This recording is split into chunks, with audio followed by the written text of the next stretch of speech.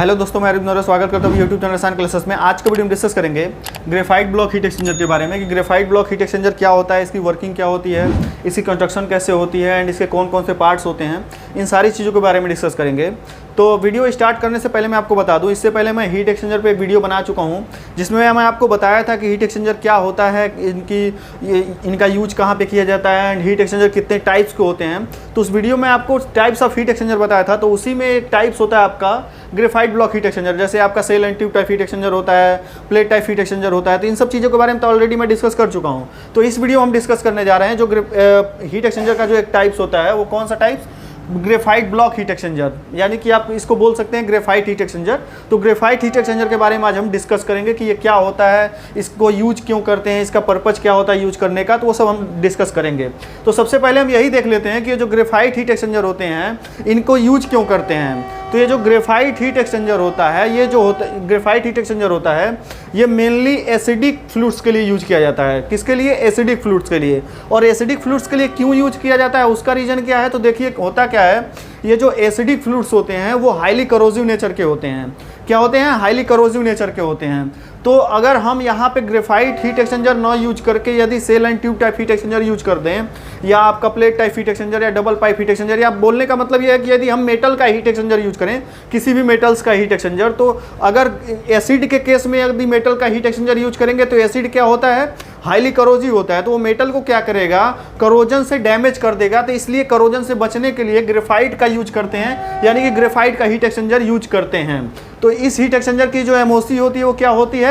Graphite होती है, यानी कि ये ग्रेफाइट से बना होता है। मटेरियल ऑफ कंस्ट्रक्शन इसकी क्या होती है? ग्रेफाइट। और ग्रेफाइट की एक बहुत अच्छी प्रॉपर्टीज होती है कि ये जो ग्रेफाइट होते हैं ना, ये हाईली करोजिव रेजिस्टेंस होते हैं, यानी कि इन पे करोजन का कोई इफेक्ट नहीं पड़ता है। इसलिए यहाँ पे हम एसिडिक मटेरियल के लिए, यानी कि एसिडिक फ्लूइड्स के लिए, चाहे उसको as a heat exchanger use करें या कंडेंसर यूज करें, ये चीज़ अभी आगे हम आपको बता रहे हैं। तो उस केस में क्या करेंगे, हम graphite block heat exchanger use करते हैं। हालांकि कहीं कहीं पे एसिडिक फ्लूइड्स के लिए ग्रेफाइट यूज ना करके ग्लास का भी यूज कर लेते हैं, लेकिन ग्लास में जो हीट ट्रांसफर होती है वो compare to graphite heat exchanger वो स्लो होती है। और इसमें देखिए जो ग्रेफाइट होते हैं, इसकी एडवांटेज मैं आपको बताऊं तो देखिए क्या है कि एक तो ये करोजिव रेजिस्टेंस होते हैं, हाईली करोजिव रेजिस्टेंस होने के साथ साथ ये इनकी जो थर्मल कंडक्टिविटी होती है ना वो बहुत हाई होती है। इनकी थर्मल कंडक्टिविटी क्या होती है? बहुत हाई होती है। इसलिए इसमें रेट ऑफ हीट ट्रांसफर क्या होता है? वो ज़्यादा होता है। रेट ऑफ हीट ट्रांसफर क्या होता है? ज़्यादा होता है। इसलिए एसिड के केस में, एसिडिक फ्लूइड्स के केस में ग्रेफाइट हीट एक्सचेंजर सबसे सूटेबल होता है। तो आप इसको देखे होंगे, इसको आपको अगर इस टाइप्स के हीट एक्सचेंजर को आपको देखने को कहाँ मिलेगा? एग्रोकेमिकल प्लांट में ज़्यादा मिलेगा। एग्रोकेमिकल प्लांट, फार्मा प्लांट, मतलब जहाँ पे हाईली एसिडिक मटेरियल यूज होते हैं, बहुत ज़्यादा करोजिव नेचर के जो केमिकल्स यूज होते हैं, वहाँ पे इसका यूज करते हैं एज ए हीट एक्सचेंजर या कंडेंसर। अब यहीं पे आपको डिफरेंस इनमें बता दे रहा हूँ, कंडेंसर और हीट एक्सचेंजर में। हालांकि पहले भी वीडियो में मैं बता चुका हूँ कि कंडेंसर और हीट एक्सचेंजर में डिफरेंस क्या होता है। तो देखिए होता क्या है, चाहे आप एज ए कंडेंसर यूज करें या हीट एक्सचेंजर यूज करें, एज ए उनकी कंस्ट्रक्शन तो सेम होने वाली है, कंस्ट्रक्शन तो सेम रहेगी। बस डिफरेंस क्या रहता है, हीट एक्सचेंजर में ओनली सेंसिबल हीट रिमूव होती है, उसमें कोई फेज चेंज नहीं होता है। सेंसिबल हीट रिमूव होके हॉट फ्लूइड से कोल्ड फ्लूइड में, मतलब हॉट फ्लूइड की जो हीट होती है वो कोल्ड फ्लूइड में ट्रांसफर हो जाती है। और अगर उसको एज ए कंडेंसर यूज कर रहे हैं उसी हीट एक्सचेंजर को, तो उसमें क्या होता है, जो हॉट फ्लूइड होता है वो अपना सेंसिबल हीट के साथ साथ लेटेंट हीट भी रिमूव कर देता है, किसको? कोल्ड फ्लूइड को दे देता है, और वो क्या होता है? कंडेंस हो जाता है। तो वहाँ पे हम उसको कंडेंसर बोल देते हैं, लेकिन होता वो हीट एक्सचेंजर ही है। लेकिन वहाँ पे क्या है कि फेज चेंज हो रहा है, इसलिए उसको हम कंडेंसर नाम देते हैं। तो देखते होंगे आप कि एग्रोकेमिकल प्लांट्स में मेनली इसको देखने को एग्रोकेमिकल में ही मिलता है, क्योंकि वहाँ पे बहुत हैवी केमिकल्स यूज होते हैं। तो वहाँ पे जो रिएक्टर होते हैं ना, रिएक्टर, और खास करके क्या है, अगर आपको ग्रेफाइट ब्लॉक हीट एक्सचेंजर आपको देखने को मिलेगा तो ग्लास लाइन रिएक्टर में ज़्यादा देखने को मिलेगा, क्योंकि एसिडिक मटेरियल कहाँ पे यूज करते हैं? ग्लास लाइन रिएक्टर में। उसको एसएस रिएक्टर में तो यूज नहीं कर सकते हैं। जो स्टेनलेस स्टील रिएक्टर होते हैं वहाँ पे तो हम एसिडिक मटेरियल को यूज नहीं कर सकते हैं। उसको कहाँ पे यूज करते हैं एसिडिक मटेरियल को? उसको चाहे रिएक्शन कराना हो, चाहे कुछ भी करना हो, उसका कोई भी प्रोसेस करना हो, तो उसके लिए हम MSGL का रिएक्टर यूज करते हैं, यानी कि mild steel glass line reactor. ठीक है, तो वहाँ पे जो कंडेंसर के रूप में लगाते हैं, जो कंडेंसर यूज होता है वो आपका ग्रेफाइट ब्लॉक हीट एक्सचेंजर होता है। या तो ग्रेफाइट ब्लॉक हीट एक्सचेंजर होगा, या तो वहाँ पे आपका ग्लास का हीट एक्सचेंजर होता है, लेकिन बहुत कम ग्लास का हीट एक्सचेंजर होता है, अधिकतर ग्रेफाइट का हीट एक्सचेंजर यूज होता है। अब यहाँ पे थोड़ा सा हम इसकी कंस्ट्रक्शन वर्किंग या पार्ट्स बताने से पहले हम बता दें आपको ग्रेफाइट ब्लॉक हीट एक्सचेंजर कितने टाइप्स के होते हैं। तो मेनली 3 टाइप्स के होते हैं। मेनली कितने टाइप्स के होते हैं? 3 टाइप्स के होते हैं। कौन कौन से? पहला जो होता है वो क्या होता है? Graphite cubic block heat exchanger. इसका पूरा नाम नहीं लिख दे रहे हैं हम, शार्ट में लिख दे रहे हैं graphite cubic block heat exchanger, ठीक है। और दूसरा जो होता है आपका ग्रेफाइट सिलिंड्रिकल हीट एक्सचेंजर। दूसरा क्या होता है? ग्रेफाइट सिलिंड्रिकल हीट एक्सचेंजर होता है। दूसरा क्या होता है? ग्रेफाइट सिलिंड्रिकल हीट एक्सचेंजर होता है। एंड तीसरा जो इसका टाइप्स होता है वो क्या होता है? Graphite shell and tube type heat exchanger. Shell and tube type heat exchanger होता है। Shell and tube type heat exchanger होता है, ठीक है। तो मेनली 3 टाइप्स के होते हैं, लेकिन इनमें से भी सबसे ज़्यादा जो यूज होता है graphite cubic block heat exchanger सबसे ज़्यादा यूज होता है, जिसका फिगर मैं यहाँ पे बना रखा हूँ। आपको इस फिगर से आपको एकदम क्लियर नहीं पता चल रहा होगा, क्योंकि यहाँ पे मैं 2D फिगर में बताऊँ, मतलब 2D डायमेंशन में इसका फिगर मैं बनाया हूँ। 3D डायमेंशन में आपको दिख रहा होगा स्क्रीन पे फिगर, वहाँ से आप क्लियर कर पाएंगे कि मतलब एक्चुअल में कैसा दिखता है, ठीक है। एक्चुअल में हीट एक्सचेंजर कैसे दिखता है आपको स्क्रीन पर दिख रहा होगा, ठीक है। यहाँ पर मैं आपको समझने के लिए ऐसा डायग्राम बना दिया हूँ, ठीक है। तो इनमें से इन तीनों टाइप्स के हीट एक्सचेंजर में सबसे ज़्यादा यूज होता है वो कौन सा होता है? Graphite cubic block heat exchanger. And second number पे आपका graphite cylindrical type heat exchanger use होता है। एंड ये जो graphite shell and tube type heat exchanger होता है ये बहुत रेयर केस में यूज होता है, क्योंकि इसको यूज करने से हमारे मतलब क्या है कि इसमें सावधानियां बहुत ज़्यादा बरतनी पड़ती है, क्योंकि ग्रेफाइट जो होता है बहुत ज़्यादा सॉफ्ट होता है, तो इसमें क्रैक आने के चांसेस बहुत ज़्यादा होते हैं। मतलब जैसे कि लिफ्टिंग शिफ्टिंग वगैरह में, या मतलब इनमें क्या है कि इनको बहुत नाजुक चीज़ है, इनको संभालना बहुत मुश्किल रहता है। तो जो ट्यूब्स होते हैं, ट्यूब्स क्रैक होने के चांसेस होते हैं, इसलिए ये जो graphite shell and tube type heat exchanger होता है इसको कम यूज करते हैं। ये जो ग्रेफाइट ब्लॉक होता है ये यूज करना क्या है कि थोड़ा ईजी रहता है, और इसमें ब्लॉक्स होते हैं, इनको डैमेज होने के जो चांसेज होते हैं वो कम होते हैं। तो अब इसकी हम देखते हैं इसकी कंस्ट्रक्शन और पार्ट्स के बारे में। तो पहले पार्ट्स के बारे में जान लें। तो देखिए जो ग्रेफाइट ब्लॉक हीट एक्सचेंजर होता है ना, इसमें मेन पार्ट्स इसका क्या होता है? इसके ग्रेफाइट्स के ब्लॉक ही होते हैं। मेन पार्ट्स इसका क्या है? सबसे पहला पार्ट्स हम आपको बात करें तो ग्रेफाइट के ब्लॉक, जैसे यहाँ पे हम 3 ब्लॉक बना रखे हैं जो आप ब्लू से देख रहे हैं। एक ब्लॉक ये है, एक ये है, एक ये है। 3 ब्लॉक बना रखे हैं, ठीक है। ये 3 ब्लॉक हैं और इनमें से क्या है यूटिलिटी इनलेट के लिए है, ये जो आप देख रहे हैं। इसके इस ब्लॉक में देखिए, उसके बाद साइड में क्या है, हॉरिजेंटली में इसमें क्या करते हैं, हेडर बनाते हैं। यूटिलिटी हेडर है ये जो आप ब्लैक कलर से देख रहे हैं, ये यूटिलिटी हेडर। अभी इसकी वर्किंग हम आपको समझाएंगे तो ये चीज़ें समझ में आएंगी। अभी आप पार्ट समझ लीजिए इसके कौन कौन से पार्ट्स होते हैं। तो ये क्या है, इसके हेडर होते हैं, यूटिलिटी हेडर होते हैं। यहाँ से नीचे से इंटर करता है, अभी हम आपको वर्किंग बताएंगे। तो ये यूटिलिटी हेडर होता है, ये भी यूटिलिटी हेडर होता है। ये आपका एल्बो होता है, ठीक है। हाँ, एल्बो होता है। ये क्या होता है आपका?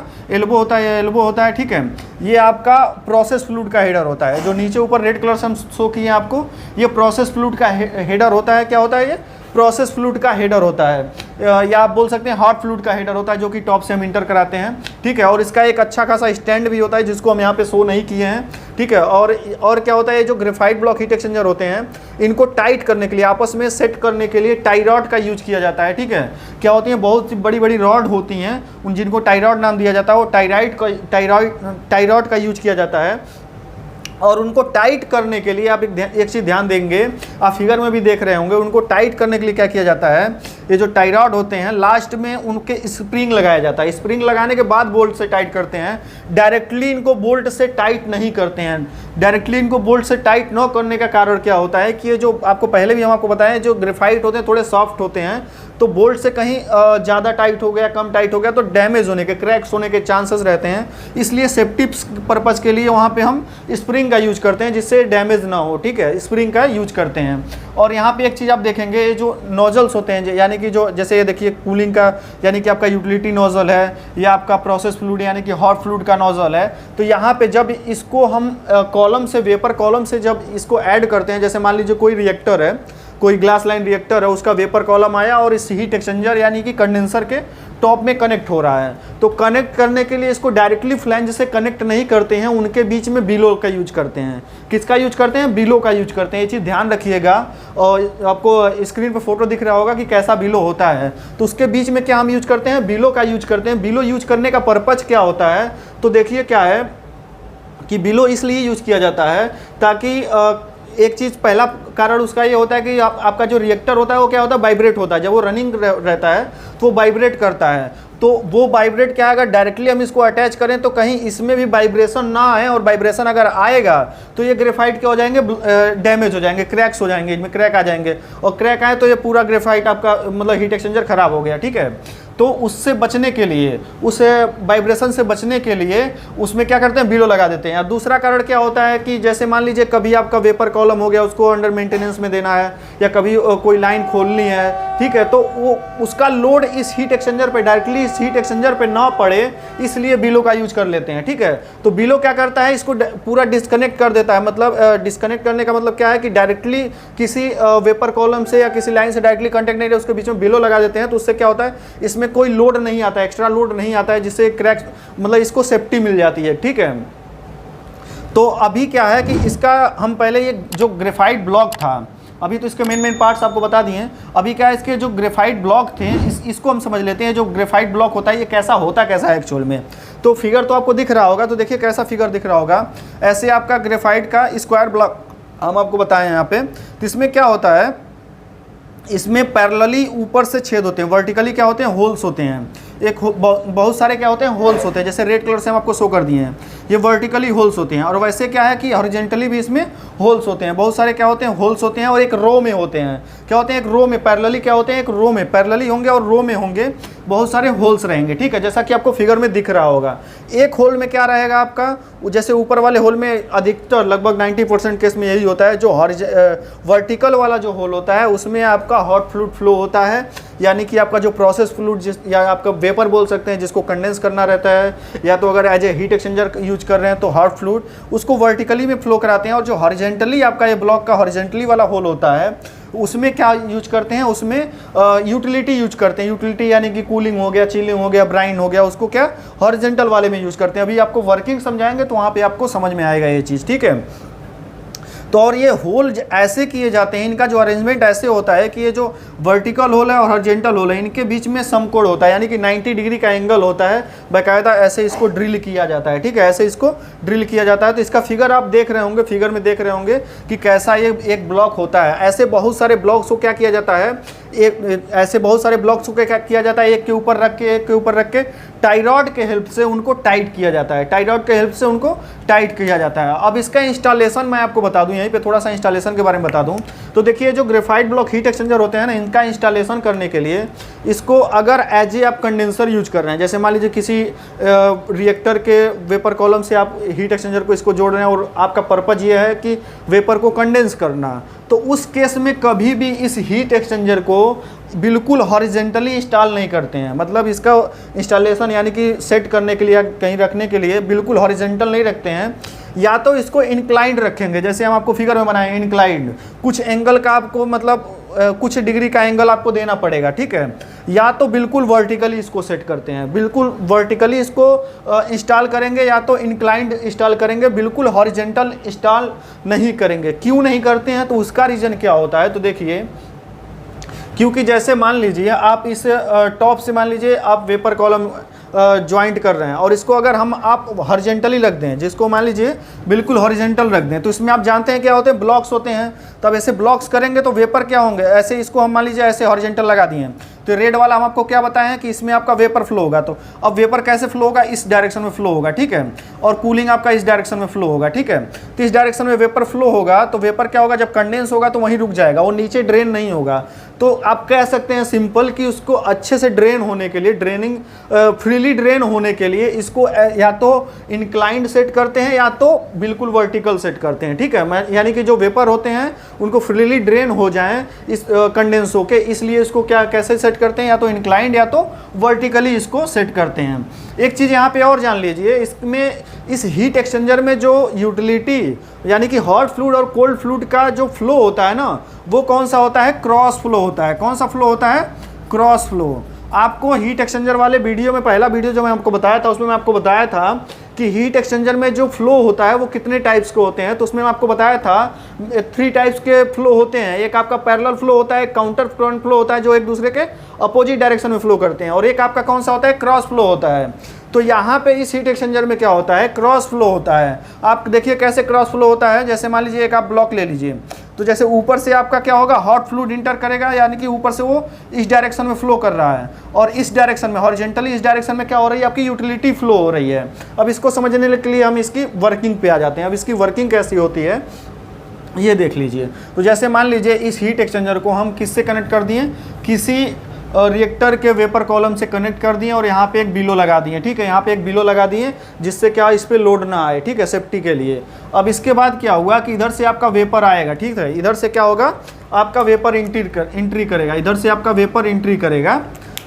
इसको हम ऐसे इससे दिखा देते हैं। मान लीजिए आपका ये वेपर जा रहा है, ठीक है, ये वेपर जा रहा है, तो मैं आपको क्या बताऊं कि ये कैसे होता है। इसमें इधर से भी होल्स होते हैं और इधर से भी होल्स होते हैं। तो इस वाले होल में जो वर्टिकली होल आ रहे हैं, उस होल में क्या होंगे, वेपर एंट्री करेंगे, ठीक है। और इधर से देखिए बॉटम से क्या करेंगे, नीचे से हम इसको क्या करेंगे, कोल्ड फ्लू प्रोवाइड कराएंगे पहले वाले ब्लॉक में, नीचे वाले ब्लॉक में। कैसे करेंगे, इसको हॉरिजॉन्टली करेंगे, ये हॉरिजॉन्टली जाएगा, ये हॉरिजॉन्टली जाएगा, और ये जो आपका वेपर आ रहा है वो कैसे आ रहा है, वर्टिकली आ रहा है। वेपर कैसे आ रहा है, वर्टिकली आ रहा है। ये देख लीजिए, ये आपका जो कूलिंग जा रहा है, यानी कि यूटिलिटी जो जा रहा है वो हॉरिजॉन्टली जा रहा है, और जो वेपर आ रहे हैं वो वर्टिकली आ रहे हैं। तब ये इसमें इंटर करेगा। अब यहाँ पे आपको क्या है, इस नोजल से आपका कूलिंग इंटर किया, और इस नोजल से आपका वेपर यानी कि हॉट फ्लूइड इधर से इंटर कर रहा है, कोल्ड फ्लूइड इधर से इंटर कर रहा है। इतना समझ में आ रहा है आपको, हॉट फ्लूइड इधर से इंटर कर रहा है, कोल्ड फ्लूइड इधर से इंटर कर रहा है। अब ये कोल्ड फ्लूइड क्या होगा, इधर से एंट्री किया। अब ऐसे होल्स रहते हैं बहुत सारे, ऐसे क्या रहेंगे, होल्स रहेंगे, जो कि मैं यहाँ पे बता चुका हूँ ऑलरेडी आपको। ऐसे होल्स रहेंगे, तो ये क्या होंगे, ये जो कोल्ड फ्लूइड आप इंटर कराएं यानी कि यूटिलिटी, ये यूटिलिटी यहाँ से इंटर करेगा, इधर से बाहर निकलेगा इस हेडर में। अब इस हेडर में निकलेगा तो ये क्या आपका एल्बो है। अब इस एल्बो से होते हुए ये क्या होगा, इस एल्बो से होते हुए इस वाले ब्लॉक में आएगा, इस एल्बो से होते हुए इस वाले ब्लॉक में आएगा। अब फिर इस ब्लॉक में इधर से इंटर करेगा, इस ब्लॉक में इधर से इंटर करेगा, ठीक है। अब ये यूटिलिटी है कोल्ड फ्लूइड का, बता रहा हूँ आपको। कोल्ड फ्लूइड इधर से इंटर किया, फिर इधर से इस एल्बो से निकलते हुए इधर से आया, इसमें इंटर कर दिया, फिर इधर से इस वाले हेडर पे आ जाएगा, इस यूटिलिटी हेडर पे आएगा, फिर इस एल्बो से होते हुए ये इधर चला जाएगा, ये इधर चला जाएगा, फिर इस वाले ब्लॉक में आ जाएगा, तीसरे ब्लॉक में। अब तीसरे ब्लॉक में देखिए क्या हो रहा है, इधर से आपका क्या इंटर कर रहा है, कोल्ड फ्लूइड यानी कि यूटिलिटी, और इधर से क्या इंटर कर रही है आपकी, हॉट फ्लूइड। इधर से क्या आपका इंटर कर रहा है, हॉट फ्लूइड। तो दोनों का फ्लो कैसा हो रहा है, क्रॉस फ्लो हो रहा है ना। कैसे हो रहा है, हॉट फ्लूइड ऐसे जा रहा है और कोल्ड फ्लूइड ऐसे आ रहा है, तो दोनों के बीच में जो फ्लो कौन सा हो रहा है, क्रॉस फ्लो हो रहा है। तो इधर से फिर आपका कोल्ड फ्लूइड जो आउटलेट हो जाएगा, यानी यूटिलिटी आउट हो जाएगी। यहाँ से इंटर की, ऐसे इसमें होल्स रहते हैं, देखिए कैसे रहते हैं, ऐसे होल्स रहते हैं। हर एक ब्लॉक का यही कंडीशन होता है, हर एक ब्लॉक में ऐसे हॉरिजॉन्टली भी होल रहेगा, वर्टिकली भी होल रहेगा। तो हॉरिजॉन्टल वाले होल में क्या घुसा, आपका यूटिलिटी घुसा, इधर से इधर गया, एल्बो से होकर इस वाले ब्लॉक में आया, फिर इधर से निकल के इस वाले ब्लॉक से बाहर निकला।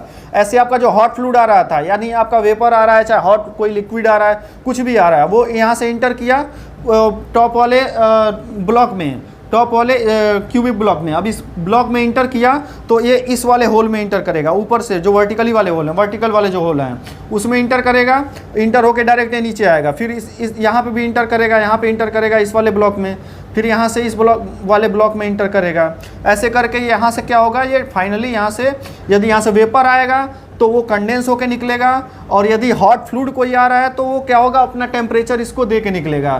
तो इसमें क्या होता है, ये दोनों, ये जो आपका कोल्ड फ्लूइड जा रहा था और ये जो हॉट फ्लूइड आ रहा है, इनके बीच में जो कांटेक्ट होता है वो डायरेक्टली कांटेक्ट नहीं होता है। ये चीज़ आप ध्यान रखिएगा, ऐसा मत सोच लीजिएगा कि इसमें इधर से ये गया इधर से आया तो दोनों डायरेक्टली कांटेक्ट में हो रहे हैं। डायरेक्टली कांटेक्ट में नहीं आते हैं, उनके बीच में जो ग्रेफाइट होते हैं, ग्रेफाइट की परत आती है, मतलब ग्रेफाइट की बाउंड्री आती है, ठीक है। इसमें ऐसे जैसे मान लीजिए आप कोई क्यूब ले लीजिए, क्यूब, उसमें एक साइड से क्या रहेगा, उसमें एक साइड से होल रहेंगे यूटिलिटी के लिए, एक साइड से होल रहेंगे आपके प्रोसेस फ्लूइड के लिए यानी कि हॉट फ्लूइड के लिए, लेकिन वो दोनों आपस में डायरेक्टली कांटेक्ट में नहीं आएंगे, ठीक है। तो इधर से ये आपका यूटिलिटी जा रहा है, इधर से आपका यूटिलिटी जा रहा है इधर से, और इधर से आपका हॉट फ्लूइड आ रहा है, दोनों इनडायरेक्टली कांटेक्ट में आ रहे हैं, इनडायरेक्टली कांटेक्ट में आ रहे हैं, और अपना हीट क्या हो रहे हैं, एक दूसरे को ट्रांसफर कर रहे हैं, अपना हीट क्या कर रहे हैं, एक दूसरे को ट्रांसफर कर रहे हैं। ये जो हॉट फ्लूइड आ रहा है वो अपना हीट किसको दे रहा है, ये जो आपका यूटिलिटी कोल्ड फ्लूइड जा रहा है उसको दे रहा है, वो कोल्ड फ्लूइड लेके इधर से निकल जा रहा है। इसको अगर हम as a heat exchanger use करेंगे तो यहाँ से आपका कोई हॉट लिक्विड इनलेट करेगा जिसका टेम्परेचर ज़्यादा होगा, और जो आपका इधर से आप कोल्ड फ्लूइड कोई इंटर करा रहे हैं यूटिलिटी, जैसे मान लीजिए कूलिंग वाटर वाटर यूज कर दिए या चिलिंग या ब्राइन कुछ भी यूज कर लिए, तो वो क्या करेगा, ये जो कूलिंग जा रहा है, इस जो हॉट फ्लूइड आ रहा है उसका टेम्परेचर को क्या करेगा, अपने ले लेगा और उसका टेम्परेचर डाउन कर देगा। मतलब यानी कि इन दोनों में हीट एक्सचेंज होगा, ठीक है, एक दूसरे की हीट क्या होगी, एक्सचेंज होगी, और आपका जो हॉट फ्लूइड था यहाँ से आपका कोल्ड होके निकलेगा, ठीक है, जो इंटर कर रहा है। और यदि यहाँ से वेपर इनलेट कर रहा है कोई, तो वेपर क्या करेगा, अपनी हीट, अपनी जो सेंसिबल हीट थी, सेंसिबल हीट के साथ साथ लेटेंट हीट जो उसकी होगी, वो क्या होगा, इस कोल्ड फ्लूइड को यानी कि यूटिलिटी को दे देगा, और वो क्या होगा, कंडेंस हो जाएगा, और कंडेंस होकर यहाँ से आपका निकल जाएगा, ठीक है, यहाँ से आपका निकल आउट हो जाएगा, ठीक है। तो ये ऐसे इसकी वर्किंग होती है ग्रेफाइट ब्लॉक हीट एक्सचेंजर की, ठीक है। तो आई थिंक आप समझ गए होंगे कि ये जो ग्रेफाइट ब्लॉक हीट एक्सचेंजर होता है ये कैसे वर्क करता है, ठीक है। तो अब मिलते हैं नेक्स्ट वीडियो में।